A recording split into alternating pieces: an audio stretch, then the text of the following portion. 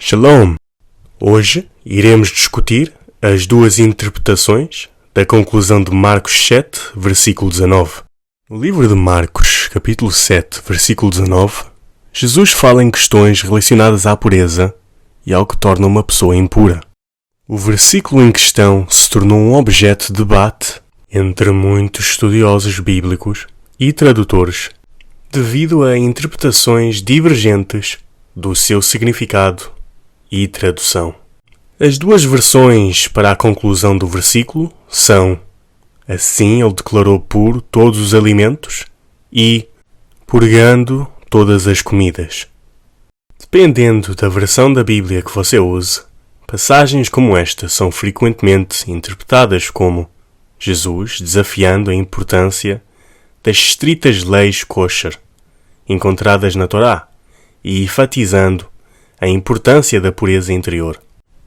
Assim ele declarou puro todos os alimentos é uma tradução que é frequentemente encontrada em traduções mais recentes, como por exemplo a versão João Ferreira de Almeida atualizada, a Bíblia Sagrada edição clarentiana e até mesmo a versão Novo Mundo.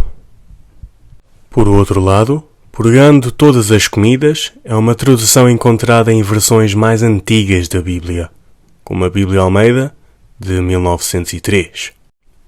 Essas diferenças na tradução refletem variações na interpretação do texto original em grego. É importante observar que estudiosos bíblicos e tradutores podem ter perspectivas diferentes sobre o significado preciso de certas passagens, o que leva a diferenças na escolha de tradução. Embora sendo uma diferença pequena, o impacto dessa divergência linguística levanta questões muito importantes sobre a intenção original da passagem e as implicações que ela tem nas práticas teológicas, culturais e nos alimentos. Aqueles que defendem a tradução assim ele declarou puro todos os alimentos, frequentemente argumentam que esta tradução captura com precisão a intenção por trás da frase grega katharizo pantata phromata. Eles afirmam que a proclamação de Jesus tinha a ver com o remover de restrições a certos alimentos e a declaração que todos os alimentos são permitidos. Esta interpretação é apoiada pela maioria das denominações cristãs, servindo como a base para a mensagem teológica de inclusão e da liberdade das restrições a certos alimentos, alinhando-se com os ensinamentos e crenças de inúmeros cristãos ao redor do mundo. Embora a frase grega katharizo pantata phromata seja encontrada em numerosos manuscritos do Evangelho de Marcos, ela não inclui a frase assim ele declarou, indicando que não estava no texto original da Bíblia, mas foi adicionado como uma explicação, de certa forma como uma nota de rodapé. Isso deixaria a frase grega real como purificando ou purgando todos os alimentos ou comidas, já que assim ele declarou não é encontrada no original. As palavras gregas nesta frase são katharizo, é o número de Strong's Q2511 e significa limpar, literalmente ou figurativamente, tornar limpo, purgar, purificar. A segunda é o pantata, é o número de Strong's G3956 e significa todos, qualquer, cada e todo. O terceiro é o phromata, é o número de Strong's G1033 e significa alimento, literalmente ou figurativamente, aquilo que é comido, ou comida. Isso, mais uma vez, significa que a frase grega que é frequentemente traduzida para efetuar todos os alimentos como limpos, na verdade deveria ser lida como limpando ou purgando todos os alimentos. Será que a declaração de Jesus aqui é uma afirmação que todos os alimentos são limpos? Vamos analisar o contexto de alguns versículos anteriores para ver se o debate entre Jesus e os fariseus estava realmente relacionado às leis kosher. Marcos 7:1. E reuniram-se à volta dele os fariseus e alguns dos escribas que tinham vindo de Jerusalém. Marcos 7:2. E vendo que alguns dos seus discípulos comiam pão com as mãos impuras, isto é, por lavar, os repreenderam. Como podemos ver, o ponto inicial de debate entre Jesus e os fariseus era que os discípulos de Jesus começaram a comer sem lavar as mãos. Marcos 7:3. Porque os fariseus e todos os judeus, conservando a tradição dos antigos, não comem sem lavar as mãos muitas vezes. Marcos 7:4. E quando voltam do mercado, se não se lavarem, não comem. E muitas outras coisas há que receberam para observar, como o lavar dos copos, e os jarros, e os vasos de metal, e as camas. Marcos 7:5. Depois perguntaram-lhe os fariseus e os escribas: por que não andam os teus discípulos conforme a tradição dos antigos, mas comem com as mãos por lavar? Jesus depois repreende os fariseus por suas acusações contra ele e os seus discípulos. Marcos 7:15. Nada há fora do homem que, entrando nele, o possa contaminar, mas o que sai dele, isso é o que contamina o homem. Marcos 7:16. Se alguém tem ouvidos para ouvir, que ouça. Marcos 7:17. Depois, quando deixou a multidão e entrou em casa, os seus discípulos o interrogavam acerca desta parábola. Marcos 7:18. E ele disse-lhes: assim também vós estáis sem entendimento? Não compreendeis que tudo o que de fora entra no homem não o pode contaminar? Marcos 7:19. Porque não entra no seu coração, mas no ventre, e é lançado fora, ficando puras todas as comidas. Jesus estava a explicar como o processo natural de digestão garantiria que a sujeira e outras impurezas seriam expulsas do corpo. É assim que a digestão purifica todos os alimentos. Isso significa que o que é ruim é eliminado e o que é bom permanece dentro de nós. O contexto nunca foi acerca de leis kosher, mas sim sobre comer com as mãos sujas.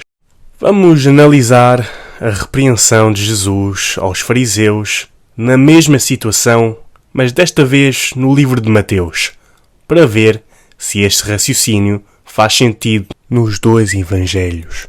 Mateus 15:17. Ainda não compreendeis que tudo o que entra pela boca desce pelo ventre e é lançado fora? Mateus 15:18. Mas o que sai da boca procede do coração, e isso contamina o homem. Mateus 15:19.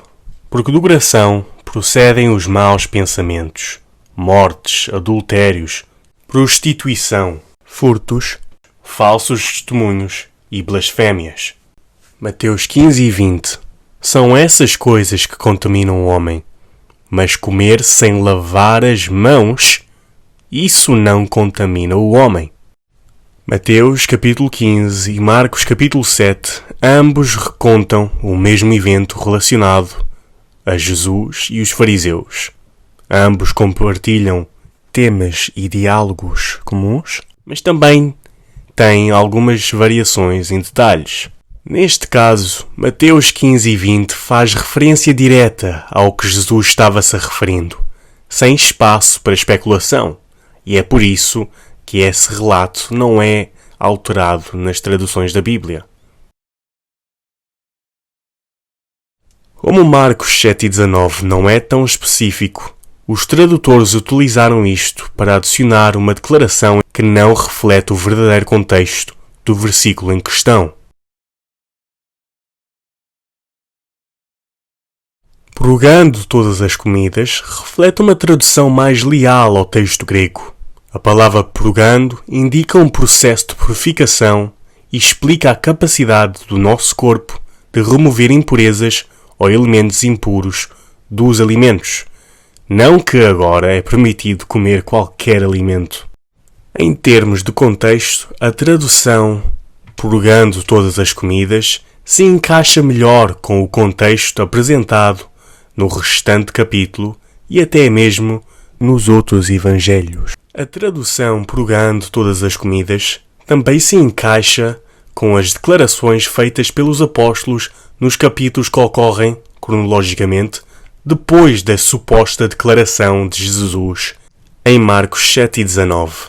No capítulo 10 de Atos, que ocorre depois da ressurreição de Jesus, já que Jesus, no novo corpo espiritual, se encontra com Paulo na estrada de Damasco no capítulo anterior, Pedro faz uma declaração quando recebe uma visão estranha de Deus. Isto é Atos 10 e 9. E no dia seguinte, indo eles o seu caminho, e estando já perto da cidade, subiu Pedro ao terraço para orar, quase à hora sexta. Atos 10 e 10. E tendo fome, quis comer. E enquanto lhe preparavam, sobreveio-lhe um abarretamento de sentidos.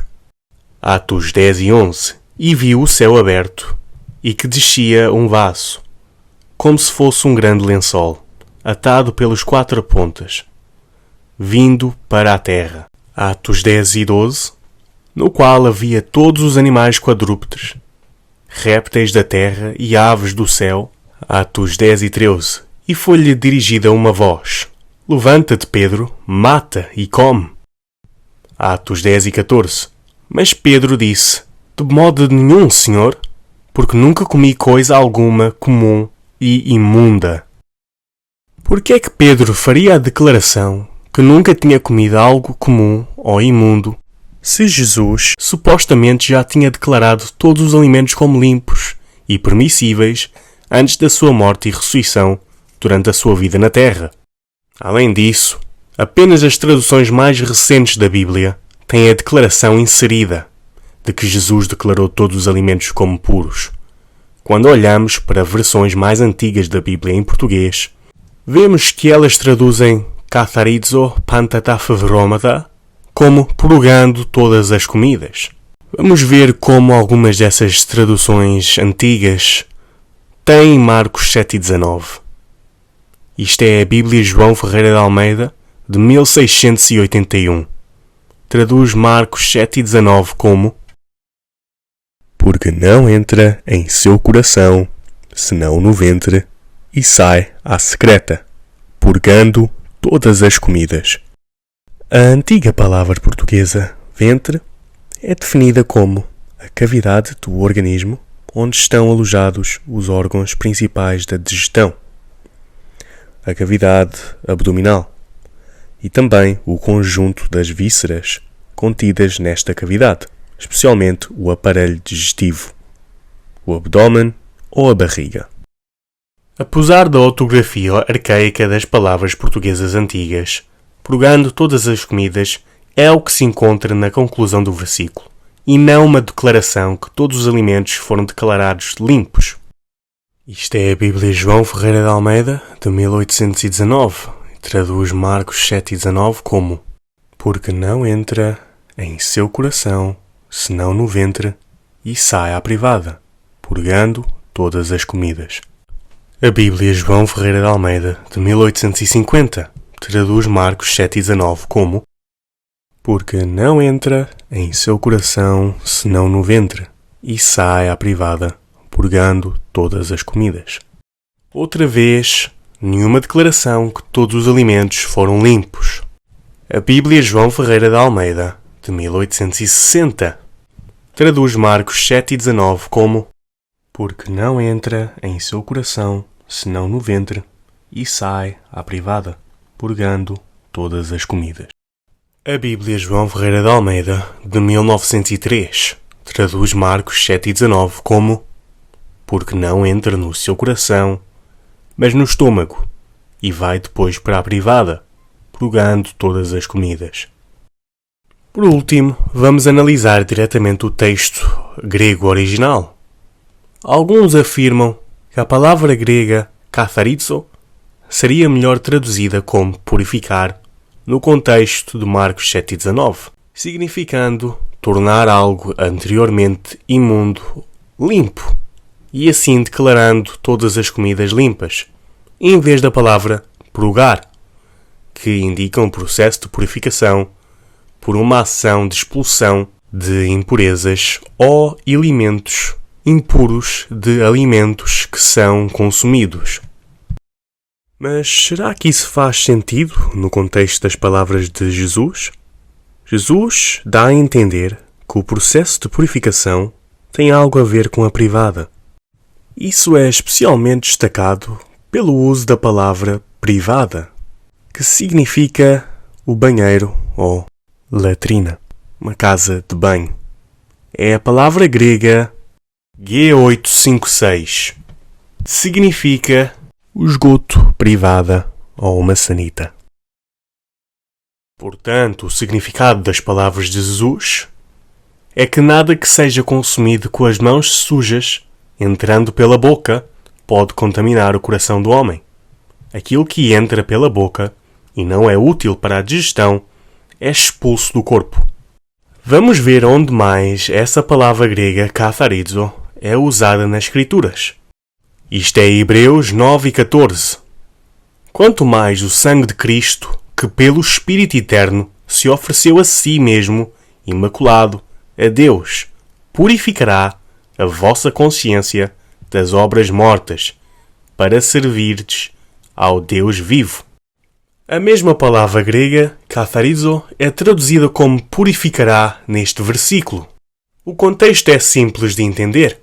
Cristo deu o seu corpo para limpar a nossa consciência dos atos que levam à morte, atos do pecado, já que Romanos 6:23 diz que o salário do pecado é a morte. A palavra purificará, usada neste versículo, obviamente não está defendendo que o pecado, as obras mortas ou os atos que levam à morte estão a ser purificados e feitos limpos para que tenhamos a liberdade de fazer o que quisermos. O versículo está a dizer que o pecado ou as obras mortas, os atos que levam à morte, estão a ser purgados e descartados da nossa consciência. Em conclusão, a declaração de Jesus em Marcos 7:19 nunca foi uma referência à abolição das leis kosher, mas uma repreensão aos fariseus que desejavam impor a doutrina e a tradição de lavar as mãos antes das refeições, que para eles não era apenas uma prática de higiene, mas havia se tornado uma tradição ritualística, observada pelos líderes judeus. Marcos 7:3. Porque os fariseus e todos os judeus, conservando a tradição dos antigos, não comem sem lavar as mãos muitas vezes. Se desejas saber mais sobre esta tradição, veja o meu outro vídeo que explica em detalhe se Jesus Cristo ensinou contra as leis kosher da Torá. E, se quiser saber sobre a visão que Deus dá a Pedro em Atos 10, por favor veja o vídeo acerca disto. Obrigado por assistirem.